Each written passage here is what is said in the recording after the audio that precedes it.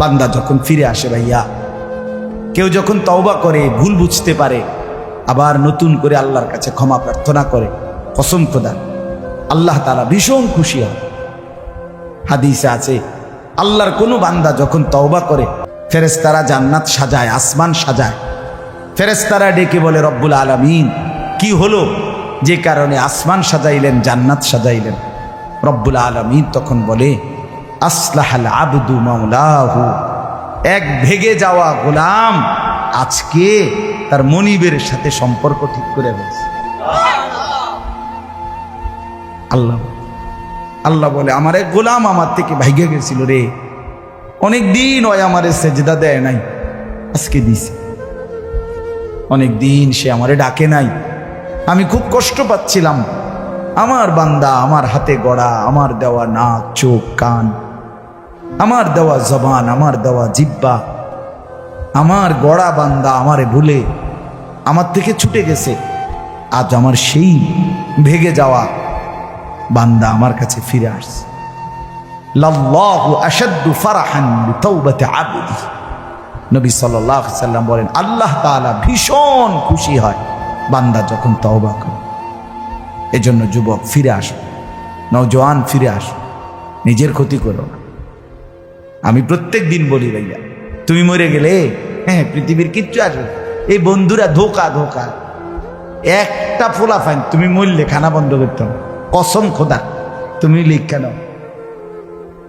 তোমার একটা ফ্রেন্ড এক লগে যদি বইয়ে বইয়ে বিড়ি খায়, তোমার লগে গাঞ্জা খায়, ফুটটা খায়, বাবা খায়, মদখোর, গাঁজাখোর, একসাথে বইয়া উলঙ্গ ছবি দেখো, ওই জানোয়ারের জিজ্ঞেস করো বলে, আমি মরলে আমার ঠ্যাংটা ভাঙলে তুই এক বেলা খানা বন্ধ রাখবি। কথা বুঝেন নাই? ধোকা ধোকা, এগুলো ধোকা। ওরা কেউ থামবে না। আরে আপন বাপ মরলে যেই সন্তানরা দিনের বেলা দাফন কাফন করছে, তারা কি সেই সন্তানরা, আপন সন্তানরা রাতের বেলা ভাত খায় না? কথা বলেন না কেন? পাশের ঘর থেকে খানা রাইন্দা ইয়ে আরো বেশি খায়, আরো একটু গোস্ত লাও, যেই কান্দাটা তুমি কাঁদছো আজগা। কি ভাইয়া? তাইলে তাহলে আপন বাপ, তারপরেও তো সন্তান খানা খাচ্ছে, তোমার লেগে কাঁদবে কে? এর জন্য পৃথিবী আমাদের কারো জন্য থামবে না ভাইয়া, থামবে না। সামনের গাড়ি অ্যাক্সিডেন্ট করে, পেছনের গাড়ি অপেক্ষা করে না, পাশ কাইটা কাইটা চলে যায়। জ্যাম বাজ্যা গেলে আরো চিৎকার শুরু করে, আরে লোক মরে গেছে, আরে মরলে মরুক বেটা, রাস্তা ক্লিয়ার করতে কও। ঠিক কিনা বলেন না কেন? তোর বেটা বেটা কেডা মরছে না মরছে বেটা, এর লেগে বুঝি মানুষের রাস্তা আটকায় রাখবে, মানে এই যুক্তি দেখা। তাহলে কেডা মরছে না মরছে মানে তোর মতো এক মানুষ মরছে। ঠিক কিনা বলেন না? তোর মতো এক সুস্থ সবল মানুষ মরছে বেটা, যে একটু আগে হাত নাড়তো, পা নাড়তো, সেই মানুষটা এখন রক্তে ভাসতেছে বেটা। পাত্তাও নাই, কিসের সময়? কার হাতে সময়? সবাই মেশিনের মতো, যন্ত্রের মতো দৌড়াইতেছে। রাস্তায় দেখেন না সিএনজি, অটো কি করে সবাই, কারো হাতে সময় নেই। ঠিক কিনা বলেন? কে কাকে ঠেলিলা যাবে, কারো হাতে সময় নেই। কে কার জন্য থামবে? এই জন্য তুমি নষ্ট হয়ে গেলে বন্ধু, কেউ তোমারে ফিরাবার নাই।